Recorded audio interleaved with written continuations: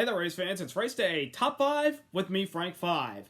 The Magic Mile in Loudon, New Hampshire. It can provide some entertaining racing. It can provide some subpar to okay racing. But did you really expect this to happen today? Rain delays, 4 dominance, and another twist to the playoff grid for 2021? Let's talk about all the craziness that went down up in Loudon, New Hampshire today. Number 1, Eric Almirola. That's right, you heard me. Eric Almirola picks up his first win of the 2021 NASCAR Cup Series season, winning at today's Foxwoods Resort Casino 301 at New Hampshire Motor Speedway, winning it over Christopher Bell, Brad Keselowski, Joey Logano, and Ryan Blaney. Folks, Eric Almirola has had quite the year in a not-so-good way. This team that's made the playoffs the last 3 years and won a playoff race 3 years ago at Talladega has had perhaps the worst season of his entire career since he climbed into the 10 car. Probably worse than his 2016 season where they didn't get a top 10 till the fall race at Talladega. His 2017 season where he had an injury to his back after a massive crash at Kansas Motor Speedway, which caused him Kansas Speedway, actually, to miss a couple of races and didn't return until mid-July at Loudon, New Hampshire, I may remind you. But in 2018, he was able to move to Stewart-Haas Racing and picked up the best season possible. After Danica Patrick retired, Eric Almirola was hired to the 10 car. He had a consistent season. He made the playoffs. He won his first race since the 2014 rain-shortened race at Daytona with the Petties and picked up his first win with Stewart-Haas at Talladega in a race that was basically dominated by Stewart-Haas Racing. The previous 2 seasons, Almirola didn't win a race, but he still ran consistently well. It allowed him to point his way into the playoffs. But this year has been the complete opposite for the 10 car. They haven't had any luck whatsoever. Coming into this race, 2 top 10s the whole season, 1 top 5. It's been a very dismal year for the 10 team and for Stewart-Haas Racing as an organization. But today, they finally came through. At a track where Eric Almirola has been pretty successful in the past and almost won this race 3 years ago until a late race caution occurred and he didn't get a good restart and fell back. I believe he finished 3rd in the race. Today, he put together perhaps the biggest comeback of a NASCAR driver this season, not counting Kyle Larson coming back from missing almost the entire season last year because of his actions. Eric Almirola put it all on the line today, and the final stage, he showed up big time with battling it out with some of the Penske guys, his teammate Kevin Harvick. This car was unbelievable the final 60 laps of the race. It was one of the fastest cars, and because the race was getting closer to darkness, NASCAR decided with 19 laps to go that they were going to announce we're switching to 10 laps to go because it was getting really dark there, and I'll explain why it got dark. But Eric Almirola was able to hold off a hard-charging Christopher Bell while dealing with live traffic to pick up his first win of the season, thus locking him into the playoffs and basically putting a massive upset on the playoff grid for someone that came in below the cutoff line. He was 27th in the point standings. After this race, he jumped up to 23rd, but because of the win, you're in the playoffs. This is big for the 10 team, and this is big for Stewart-Haas Racing, because this team has had one of the worst years this organization could have ever had. I mean, Kevin Harvick's running well. He got a 6th place out of today. Cole Custer got a top 15. Briscoe, was just hanging around the top 20. But this organization has struggled on the tracks with the the big tracks with the 550 horsepower package. We know they're always good at the super speedways. Some of the short tracks have benefited some of the guys, mostly Harvick. But other than that, not so much. But today, the 10 team comes out on top. His first win on a track that is not a super speedway at Daytona or Talladega. So this is big for the 10 team. It gives this team momentum. It gives Stewart-Haas Racing as an organization a boost of confidence. And they're going to the playoffs. So kudos to Eric Almirola and his crew chief, Mike Bugaravich. They're headed to the playoffs. And what if they could pull off the 2018 season where they made it to the round of 8? It's possible. Just keep up the momentum and he could be in good shape. Number 2, Christopher Bell put up a gallant effort today running down Eric Almirola. He was trying to sweep the weekend as he won the Xfinity race yesterday, driving the number 54 car. He had a relatively good race car today, stayed around the top 10, top 15, and then whatever they did in that last stage, He kept charging through the field, and he was trying to catch Eric Almirola at the very end, who was battling lap traffic. And at one point, Austin Dillon, who I'll get to later, was in front of Almirola trying to stay on the lead lap, but trying to allow Christopher Bell to catch up and pass Almirola for the lead because Bell already had a win this year at the Daytona Road Course. Ever since their win at the Daytona Road Course, they had a slump of couple top 10s here and there, but mostly a lot of bad luck. But ever since the month of July started, this 20 team is beginning to click at the right time. They had a nice second place finish at Road America to Chase Elliott. They have, I think, turned a corner. They were the highest Toyota today, and I'll get to that at another point in a moment. But this is a big boost of confidence for this 20 team because the previous years that Eric Jones was driving it in 2018 and 2019, they were eliminated early in the playoffs because despite winning, they didn't have a lot of playoff points, and on top of that, they didn't have a lot of luck on their side. So Christopher Bell putting up some solid results, especially leading up to the 2-week break, gives the team some confidence. So can it carry off to these final 4 races and into the postseason? It all remains to be seen. I mean, after all, Joe Gibbs Racing brought this guy from the now defunct Loudon family racing team for a reason. This kid is one of the future stars and hopefully maybe a future champion for Joe Gibbs Racing. Number 3, the Fords. They brought their A game today. I mean, total domination by the Ford camp all day today, despite Almirola's win. The other Fords were really strong. Ryan Blaney, Brad Keselowski, they both won their stages, and that's big for the 2 team. They got a 3rd place out of today, knowing that it was announced earlier this week, if you didn't watch my video, that Brad Keselowski will not be back with Team Penske this year as Austin Cindric is moving up and replacing him in the 2 car. Brad's plans are expected to be announced probably this week, and I think it's going to be to Roush Fenway like we have all anticipated with the news that he's accepted a driver role / co-ownership role with the team.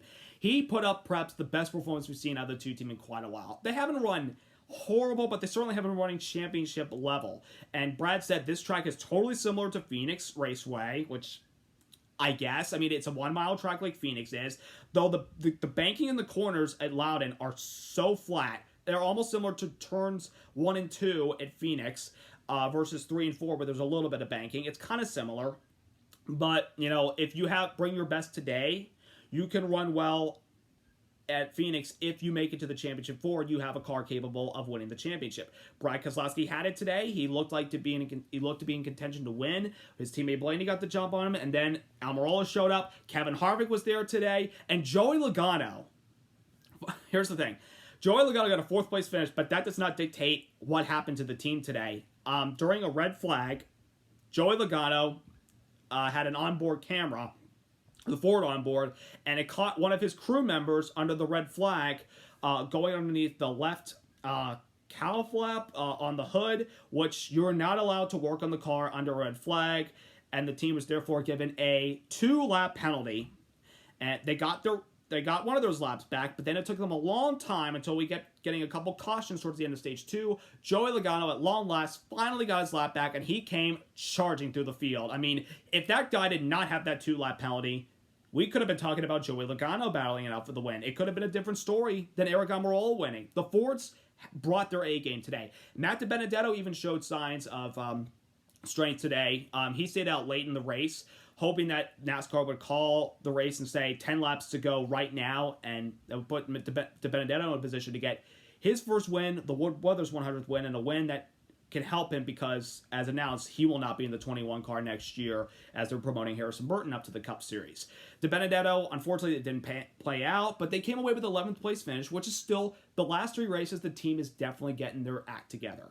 But with the Almirola win, they're in a must-win situation regardless. Cole Custer ran the top 15 today. That's the best we've seen the 41 for quite a while. So the Fords today brought their A game, and if I'm a Ford and if I'm a Ford that's possibly going to be in the championship 4 when we get to Phoenix this year, I'm feeling really good about myself right now. So the Ford camp, bravo, you guys brought your A game today. Number 4, the craziness that happened early in the race. We were battling some weather for the weekend for today's race. I woke up this morning and the radar looked like totally fine hourly. It says it's not going to rain until 11 o'clock in the nighttime. They're like, okay, we're going to get the race in today. Well, on the 8th lap of the race, a pop-up shower came out of nowhere in 1 and 2, and the 2 leaders, Kyle Busch, the pole sitter, and Martin Truex Jr., both went around. So did their teammate Denny Hamlin. Hamlin didn't hit anything, and he was able to carry on for a 10th place finish. Truex, with a little bit of damage, was actually able to salvage a 12th place finish out of it today. That's really impressive considering the damage that was on the left side of the car with the left part of the splitter completely gone. Kyle Busch's day, however, was already over, and he was out by the 8th lap, finishing dead last. In his interview, he seemed pretty upset, but he held his composure, and when he was asked a question by Marty Snyder saying, do you think you should try to communicate with NASCAR faster to discuss stuff like this to prevent it from happening? And Kyle, I was really shocked about how mature he was with this question, and he answered it pretty professionally, saying, I'm going to get in trouble for saying this, so it's best I don't say anything. That was I commend Kyle Busch for that. That was very mature of him to, say, if I say this, I'm going to get in trouble, so it's best that I don't say it. I applaud Kyle Busch for that, because sometimes you see him in his interviews when he doesn't win. He hates losing more than he loves winning. That was very mature of Kyle Busch. I mean, he was very upset, obviously.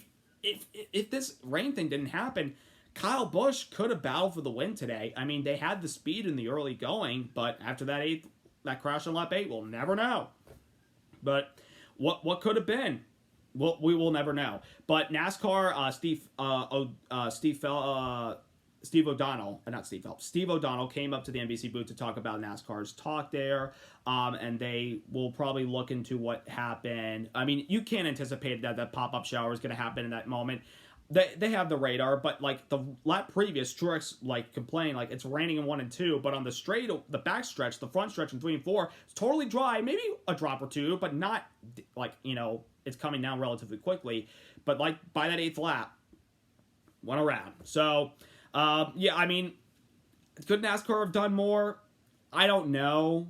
It's just one of those things that happens. I mean, you can't anticipate a pop-up shower, even though you battled early in the morning. What are you gonna do? You just move on from that. But NASCAR also may look into Kyle Busch, because after he crashed, he was behind the pace car, and he was tapping the back bumper of the pace car to show his frustrations about the call by NASCAR not throwing the yellow a lap earlier. They're going to look into that. Could there be a penalty? I'm not a NASCAR official. I would say, I don't know. I don't think so, but if they did, it is what it is. And number 5, the playoff grid, with Eric Almirola's win, shook up. We felt like Kurt Busch winning last week was going to shake the playoff grid up. This shakes it up even more. So what this does do now is puts 13 different drivers in the playoffs with at least a win or more this season. Which means now there are 3 drivers that are in on points. They are Denny Hamlin, who still leads the regular season championship by Kyle Larson over 13 points. Kevin Harvick, who despite his top 10 finish today, a really strong run, the best I've seen of the 4 car. They led a lot of laps today, which is more than they have the entire season. I'm still shocked about that. And then Tyler Reddick went from being 100 points above, he's now 5 points above the cutoff line, because right behind him, outside, on the outside looking in, is his teammate Austin Dillon. So we felt like after Kurt Busch's win, it's going to take a driver below 17th, below 16th, from 17th on down, to win to get in. And I felt like at the moment, Reddick and Austin Dillon, they're probably we still have the Hendrick cars, the Gibbs guys, and the Penske guys winning. There's probably no way anybody's going to win. Well, Almirola wins, and now Austin Dillon finds himself 5 points behind, which is one of the reasons why he was kind of holding up Almirola, not only to try to stay on the lead lap, but he wanted Bell to catch him, because Bell has a win, Almirola doesn't have a win. If Bell wins, Almirola doesn't win, and Austin Dillon still is in the top 16. But this probably hurts Austin Dillon more, because the next few races, when we come back from the break, it's road courses, which he's not the best at. Michigan, he's okay. And then Daytona's a crapshoot. I'd be worried if I'm the 3 team. And I'd also be worried if I'm Kevin Harvick. You're 82 points above the cutoff line. That's not safe. That cannot be safe. If we get another new winner in a DiBenedetto, in a Chastain, heck, Bubba Wallace, or Cole Custer or Daniel Suarez or even an Austin Dillon or Tyler Reddick. What does that do? Kevin Harvick would be the last guy in on points. And from what I've also heard, if Denny Hamlin finds himself in a position where he is actually out of the playoffs but still leads the regular season standings at the end of the season, he gets the advantage over a driver that already has a win, because I guess how NASCAR says, you win the regular season championship and you're the first guy out of the playoffs, you get promoted over a guy that wins. I don't think we're going to have 16 winners. I don't believe so. I mean, I think there will be a 14 different winner, and it's probably going to be at Daytona. I can't see the next two races because the typical road course veterans will show up, and then Michigan is going to be whoever has the best car and who has the best restarts at that race. So that's where it stands, but the playoff bubble is taking a massive swing with the Almirola victory. So with that being said, it is time for NASCAR to take 2 weeks off, as the Summer Olympics that were postponed to this year after it was supposed to happen last year, but because of COVID, we're going to have the next 2 weeks of NBC covering the Summer Olympics in Tokyo, Japan. I wish the best of luck to our athletes who will try to get gold, silver, bronze, hopefully a lot of gold. NASCAR will take 2 weeks off, and then we will come back August 8th at Watkins Glen. Storylines entering that race. Can Chase Elliott go 3 in a row at Watkins Glen, because we didn't run there last year? Will Eric Almirola or Kevin Harvick, Stewart-Haas Racing, now that they've got a win for the organization, get some momentum and get victories there? Or will we have another shakeup in the playoffs? Folks, enjoy these next 2 weeks off, because when we come back, it's going to be Katie bar to the door to get into the playoffs for those guys. So subscribe, like, congratulations to Eric Almirola and the whole 10 team. A big boost of confidence. They are in the playoffs for 2021. I hope you all have a wonderful 2-week break. See you later, guys.